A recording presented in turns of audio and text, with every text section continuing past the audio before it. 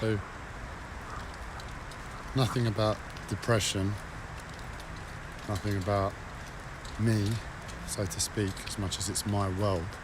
I'm not talking about my personal problems right now, I'm talking about the wider world. And the tone of making this live stream is that I am a bit depressed, I am a bit down.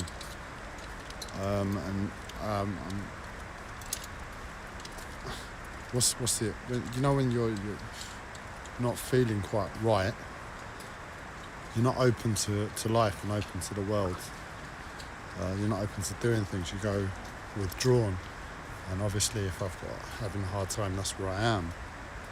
But I thought, sod it, let's just make a live stream. It's just like, it's not really saying anything. I don't really feel like saying a thing at the moment, but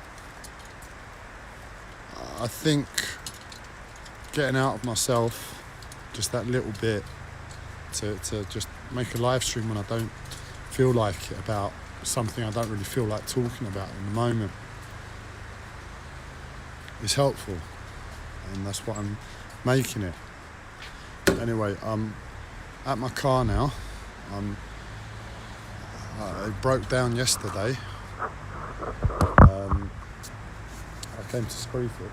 I'm outside now, and the car broke down. It wouldn't start up. I left the lights on, and I started the engine.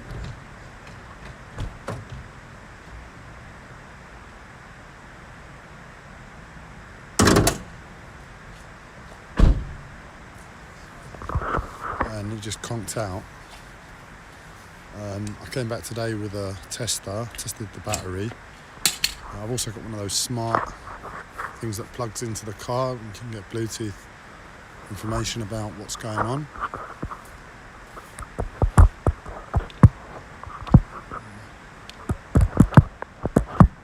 Hopefully it doesn't slip. Just so you can slip there. And let's open the engine and see if we can find somewhere else to rest the phone.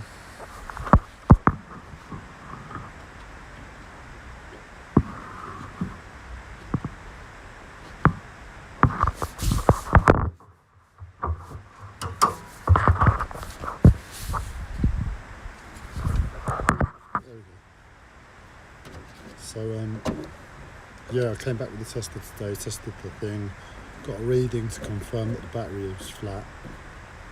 Took it back to the boat, let's try to charge it, and it wasn't charging, but luckily I had another used one that needed charging as well. So I've charged that up now. Nice and full, and hopefully the engine works perfectly. Test review averted, as they say. But anyway, on the way here, just literally around the corner, I might even be able to show you as I finish. If it's a quick job, this, fingers crossed.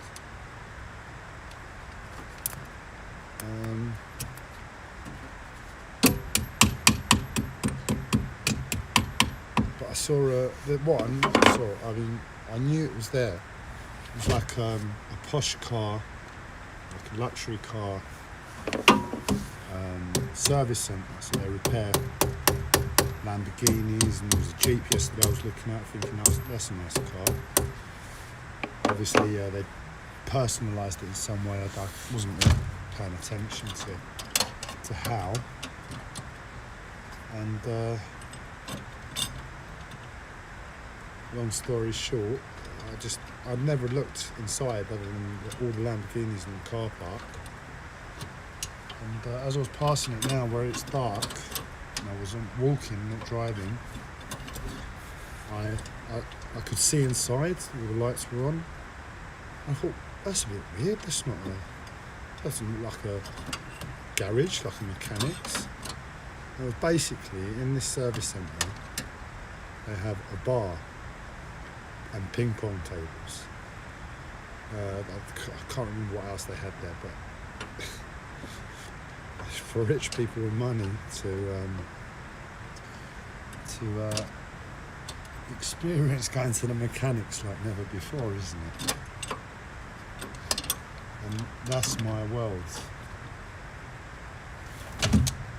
That's my world. Not that I own a Lamborghini and I frequent these places, but that's my world in terms of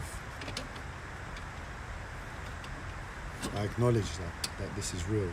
That I acknowledge that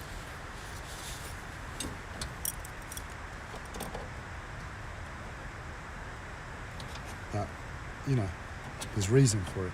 And when you're talking about that much money for something,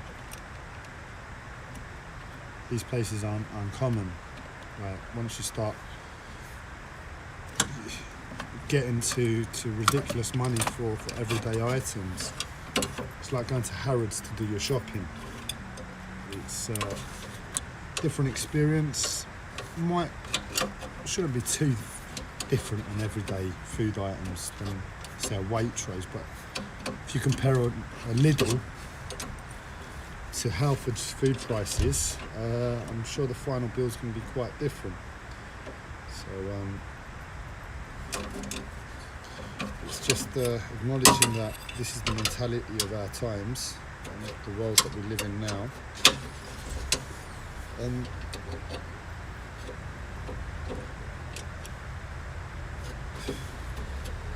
it's for me, you know what word I would probably use to describe it, I'm sure. But if you don't, I'll reiterate it. It's a sickness. That's an acceptable occurrence in this world, and yet universal credit are getting cut.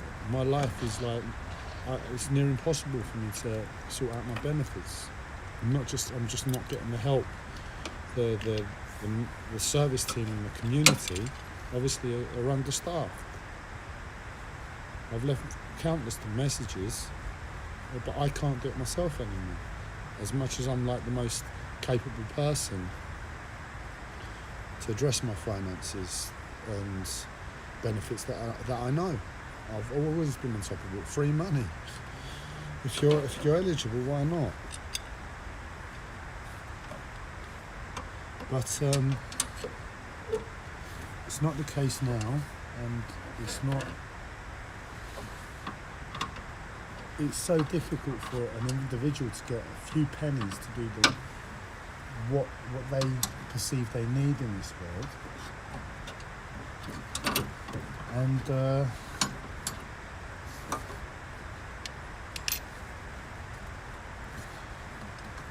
so I'm just trying to find the hole. I might have to use the light on the phone for a split second. Oh, I can't.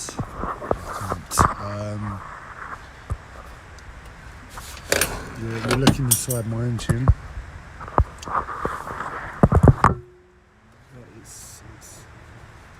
It's like, if you added up all those few extra pounds for 50 million people, you'd probably be looking at not a lot. And if you add up the few places that have silliness like this, you'd probably get a similar figure. And that's what I mean. It's like,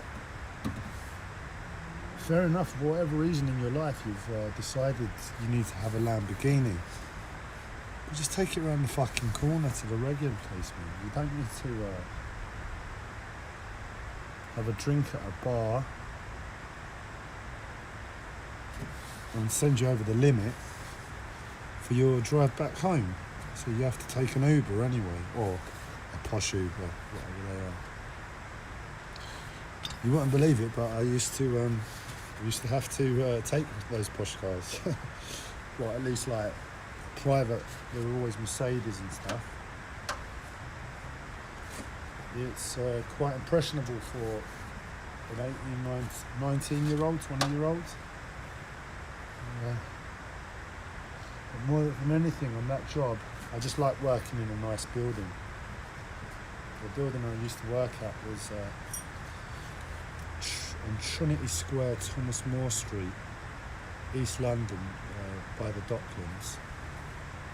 And It's just a beautiful building, modern, very modern, office tower. But I was very impressed. Like you walk in and you got waterfalls on either side, and you got security in the security gate as you walk in, and you've got to have your card and so on and so forth. You're not going to turn down a luxury car, a private taxi, 4 o'clock in the morning when you're working late. But,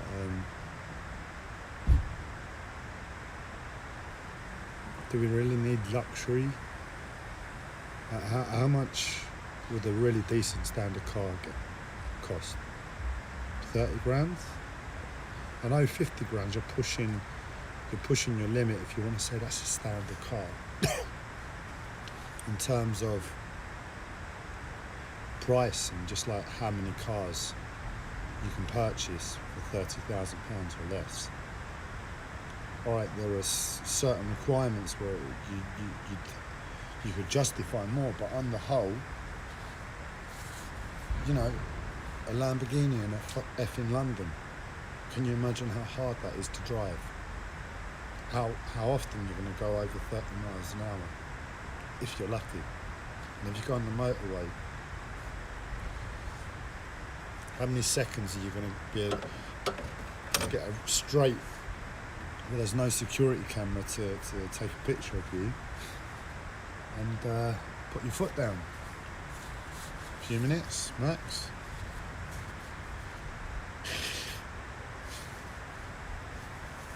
Anyway, is that your world?